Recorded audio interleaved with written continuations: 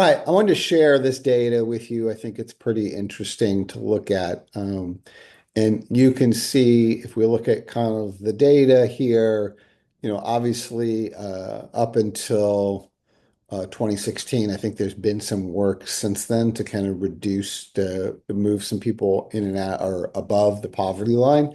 But you can see, if you're born under the age of 18, you have about an 18% chance of being born into poverty.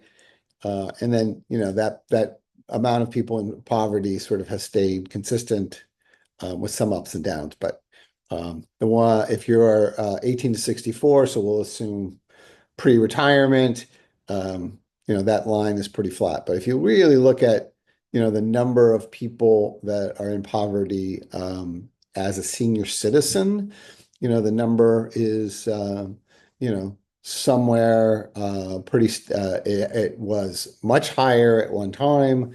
It has maintained a level uh, to date. Now, there are programs for seniors that you need to kind of be aware of and understand, and that is, the one thing is if you're in this condition and you're meeting the states, whatever state you live in, and I can tell you what New York and Indiana and Florida, some of those states are, but you know, there are programs that are meant to help you.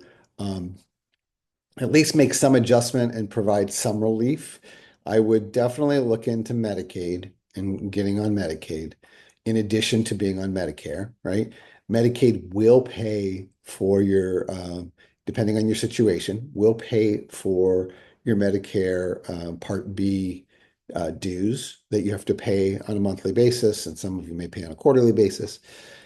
So that's one big piece. And if you've seen some of my other videos, people that are on both Medicaid and Medicare qualify for something called dual eligibility. And that means that some of the private insurance companies who offer, they call them dual eligible policies, these Medicare private policies, Medicare Advantage policies, they come with either a monthly or a quarterly amount of money that you can use to pay living expenses, things like rent, things like groceries. You might even be able to pay some transportation costs.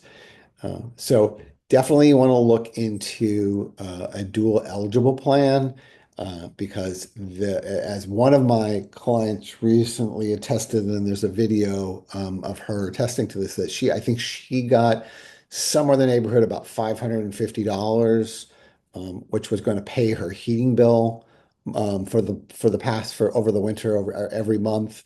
Another gentleman uses his to pay for rent.